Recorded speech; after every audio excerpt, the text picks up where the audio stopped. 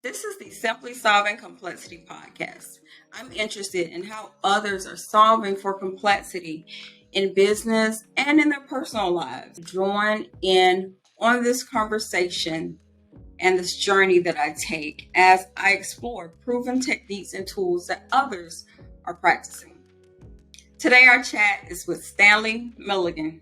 Stanley is a proven restaurant operations and sales leader. In his efforts to contribute to a purposeful and productive society, he leads with intention. Hi, Stanley.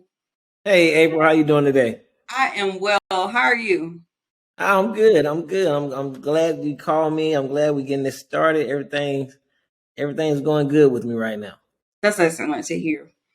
I have a question. If I was to sit down with your peers or your direct reports, who would they say you are? That's a good question, April. Good question. Honestly, I think.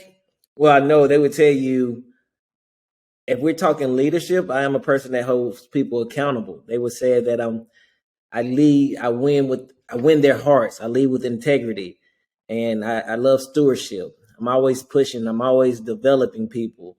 They tell you I'll go to bat for them. I want to see people grow. They'll tell you I care about people. They'll tell you that my whole process is continuous improvement. I like that a lot. And so it sounds as if you've had that conversation with your peers and those that you lead. Correct. Correct. Are you aware of your purpose? And if so, what is it? My purpose, in my field, my purpose and what I teach everybody when I'm developing them is to serve. It's what we like to call serve. I think once you really break this down, we're going to talk about it a little bit. You break it down and we talk serve. We made it into an acronym. So when you say serve, you say S, see and shape the future. E, engage and develop others. R, reinvent continuously. V, value the results in the relationships. And E, embody the values. And now, when you put this in your daily life and your work life, I think serve goes a long way. We're always trying to just serve people. When sometimes you have leaders who like, they doing things and they're like, what do I do next? What do I do next? They know, think serve. Never get complacent. Always reinvent continuously, whatever you're doing. You can't get stuck in last place all the time, you know? That is good. That's some good advice. How do you know that's your purpose?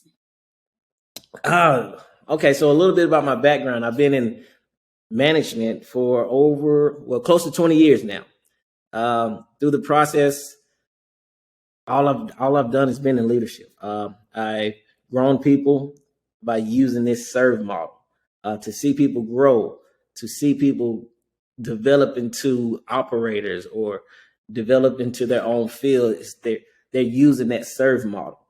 They're using this in their life. Like, okay, what do I do next? So just me doing this for 20 years, I wish I would have learned it a long time ago, but I feel like that's my purpose, just to keep growing people. So it's been evident. The methodology that you're following is evident. It's producing. You're seeing the outcome. Seeing Yes. their starting point and you're seeing their outcome. And so it's truly, if it's working, then we're going to continuing to do it. Correct. I haven't seen a better process yet. Not saying it's none out there, people. Not saying it's none out there. And that's what we're going to be exploring. That I'm interested in how others are tackling various problems. So in that, describe in more details, how do you lead and how do you ensure that you are developing others around you? Oh, good question. I win their heart first. I'm always I want them to know I'm there for them. I have conversations, but also the thing I try to teach them is every conversation we have is not a confrontation. So I'm going to have those tough conversations, but once I win their heart, they know my intentions. They know I only want them to win. That's my main goal is, yes, I'm getting on to you about this. I'm teaching you something, but don't look at it as I'm mad at you. Hey, go out here and make more mistakes. Just don't make the same mistake. So That's one thing they know about me. So my leadership is winning their heart first. And then I lead. I mean, you always lead with integrity, and continuous development. So one thing I try to teach them is another acronym we have, which is a STAR: situation, Yes. task, action, result. So one of the biggest things I've learned through my history, when I first started, I was never intentional. Never intentional. So I did things because my boss told me to and get it done. But if you would have told me how did I get there, or tell me, okay, I see this number, but what happened, I couldn't tell you. I wasn't intentional about it. It wasn't genuine. So one thing with the STAR is always thinking about different situations, thinking about, okay, we're doing this right now. That's a problem. I want to get to here. So what actions and what results we're going to take? Because one thing I noticed when people do interviews for me, Yeah. I can get up there and smile and talk, sound good, but I was just straight to the point. I couldn't tell you a story. And they're like, the people I've interviewed with, I see these numbers, looks good, but how? Yes. How? And I couldn't tell you that. So that's one thing. The STAR, it builds that and makes them being more intentional. So them growing, and again, they don't have to do it at my STAR. I wish you can take this to wherever you go. Be intentional of what you're doing. I think that's a big part of leadership. As you develop others, is that a key topic or initiative in developing others, ensuring that they are able to tell the story? Yes, key topic, key topic. When we sit down, when I'm sitting down and I'm talking to my employees, I'm asking them, what are you working on? If they just say, hey, I'm doing this. No, hey, okay, example, I want the drive through to be faster. That's not intentional to me. I want to hear numbers. How many are we at right now? Yes. What's the situation? What's the task? What are we trying to get to? And what actions are we taking? Then we see results. And I think the more you see results, the more you get people invested. When they come up with their own stars and they see it's working by building their own team and seeing when they was being intentional about something and it changes, they more involved now. Yeah. They like it. They teaching other people, if that makes sense. It does. What is that difference? What's the difference between a task and action? How would you define that to someone? It's a good question. They ask me that all the time. When you tell me your situation, and then the situation, again, example, situation is we're only doing 60 cars, right? The line was moving slow. We feel like we can get more. So our task is we want to move 160 cars to 230 cars. That's your task. The action is what did we do? How many people did we get involved? Who did we talk to? Did we make another drive-through line? What did we do action-wise? So if that's the best way I can put it. That's excellent. No, that's excellent. Actions, those step-by-step procedures. What are you going to do to accomplish that task? Mm-hmm.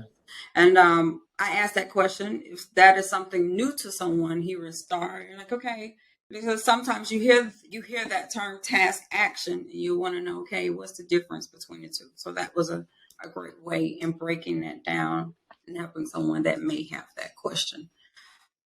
Going into that, if you look at the S.E.R.V.E, leading with S.E.R.V.E, you look at the way that you lead, winning the heart, leading with integrity, developing others continuously. And then you also look at the STAR: situation, task, action, result. Yes. How does that solve complexity?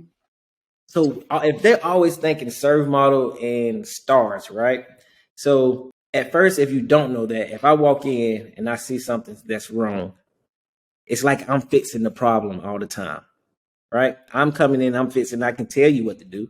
If you're a leader of mine, I don't want to come in and tell you what to do. Me building up my team, if you talk to them, their biggest thing is when Stanley come here, we want to have everything done. Their goal is not to hear my mouth. I love it. I love it. When I come in, they watch. I know they're watching me. I'm looking around. I'm looking for things. But them being intentional and them thinking ahead Yeah. and fixing all the problems before I even get there. And that's at both stores.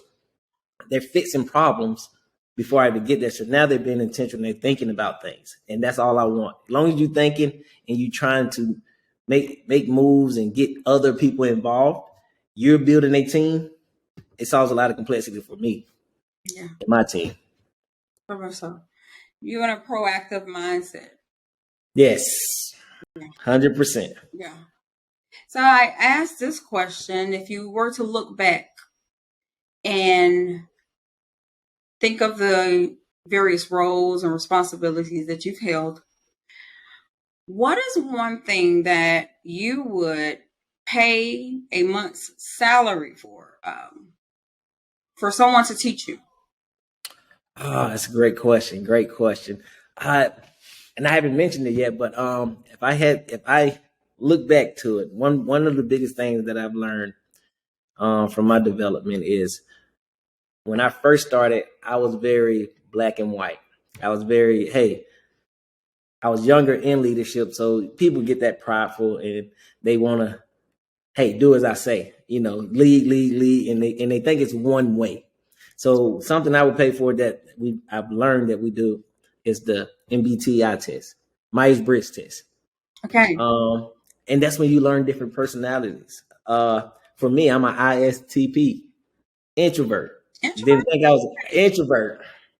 Didn't think I was an introvert, but it makes sense. Yes. At work, I'm an extrovert, but my personal and everything, I'm introverted. And I understand when I leave work, my words are done. I come home, I want to settle down. Yeah. So let's just learning people different personalities and how to motivate them and get them to be on your team. You can't get everybody to be on your team by treating them the same. I mean, for example, LeBron James, Mike, they don't have to go to practice with the team, but they do because they're leaders.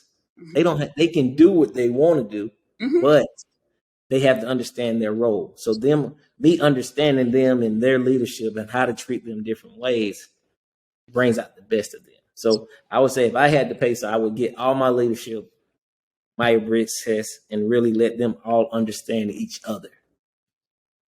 That's phenomenal. What I'm hearing is taking time to understand the people on your team. Yes. Communication will differ between those individuals. What motivate one person may not motivate the other. And if you're going to have a successful team, you got to know your people. If you have kids, you can't treat your kids the same. You can't treat your kids. Your kids react different. Yes. So it's the same thing. I look forward to more conversations.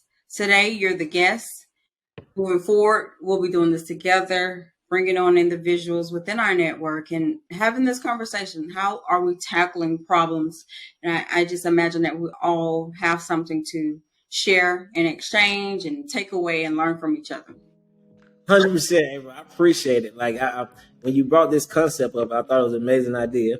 I'm excited. I want to hear more from different people. I think we have some good guests coming in. I'm excited about it. I want to see what's next. Likewise. Thanks again, Stanley.